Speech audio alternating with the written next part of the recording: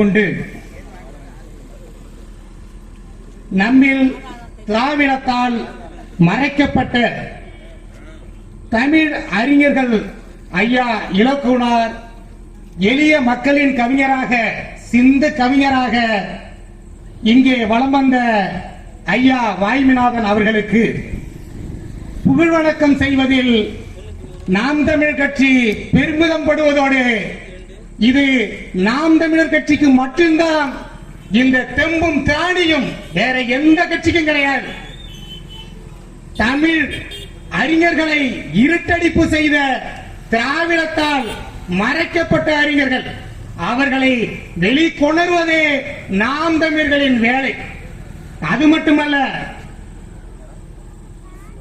போலியாக வராத தண்டவாளத்தில், ரயில் வராத தண்டவாளத்தில் தலையை வைத்து தன்னுடைய நயவஞ்சகத்தால் தமிழகத்தை தன் பிள்ளைகளுக்காக கைப்பற்றிய திராவிடர்களுக்கு மத்தியில் நமது போராளிகள், மண்ணின் மைந்தர்கள், இந்த வாய்மேட்டில் பிறந்த மண்ணின் மைந்தர்கள் நினைத்திருந்தால் தமிழகத்தில் எந்த பொறுப்பிற்கு வந்திருக்க முடியும்.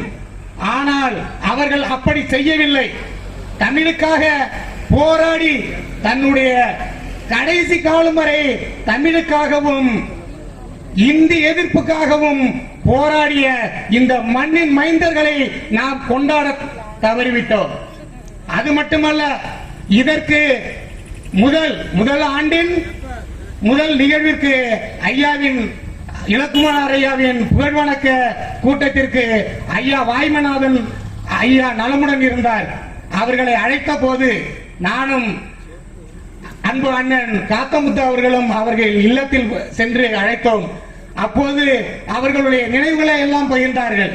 நாம் எப்படி திராவிடத்தால் மறைக்கப்பட்டோம் என்பதற்கு ஒரே சாட்சியாக அன்றைய இலக்குவனாரின் மாணவரும் அன்றைய முதல்வருமாக இருந்த முத்துவேல் கருணாநிதி அவர்கள் நமது மண்ணின் மைந்தர் இலக்குவனார் போய் ஒரு மரியாதை நிமித்தமாக சென்று பார்க்க வேண்டும் என்பதற்காக விளைந்துள்ளார். ஆனால் திரும்பி கூட பார்க்காத முதல்வர் எப்படியெல்லாம் இருட்டடிப்பு செய்யப்பட்டுள்ளார் என்பதற்கு ஒரே சான்று இது.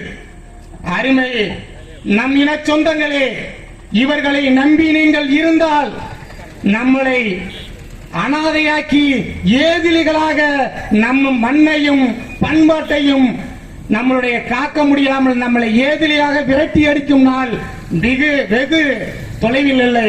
அருமை எனதருமை சொந்தங்களே, ஆகையால் அருமை பெரியோர்களே, அருமை தாய்மார்களே, தம்பிகளே, நீங்கள் எங்களது தமிழின பற்றோடு நாம் தமிழரில் பயணிக்க வாருங்கள். நம்மளது அறிஞர்கள், மண்ணின் மைந்தர்களின் பெருமையை போற்றி காப்போம். அது மட்டுமல்ல, அருமை பெரியோர்களே, தாய்மார்களே, எங்களுடைய இலக்கு நாங்கள் வெற்றி பெற்றவுடன், நாம் தமிழர் கட்சி ஆட்சி அமைந்தவுடன் ஐயா இலக்குவனாருக்கும் ஐயா வாய்மைநாதன் அவர்களுக்கும் இந்த மண்ணில் நாங்கள் மணிமண்டபம் கட்டியே தீருவோம். இது எங்கள் அண்ணன் செந்தமிழன் சீமான் மீது உறுதி, எங்கள் ஐயா தலைவர் பிரபாகரன் மீது உறுதி. அருமை பெரியோர்களே, தமிழீழ பற்றாளர்களே, நாம் ஏன் இப்படி நாம் கசையடிக்கப்பட்டோம்? இன உணர்வு இல்லாமல் நாம் கசையடிக்கப்பட்டு நம்மளுடைய இனம் காக்கப்பட வேண்டும். நம் இனமான எழுச்சி கொண்டு நாம் இந்த மண்ணில் பயணிக்க வேண்டும். நடைபயணமாக நீங்கள் திராவிடத்தை நம்பி சென்றீர்கள் என்றால் நாம் விரட்டி எடுக்கும் தூரம் வெகு விரைவில் இல்லை. அருமை பெரியோர்களே, அருமை எண்ணின தமிழ் சொந்தங்களே, வாருங்கள் வாருங்கள் என்று உங்களை வரவேற்று வணங்கி மகிழ்கிறேன்.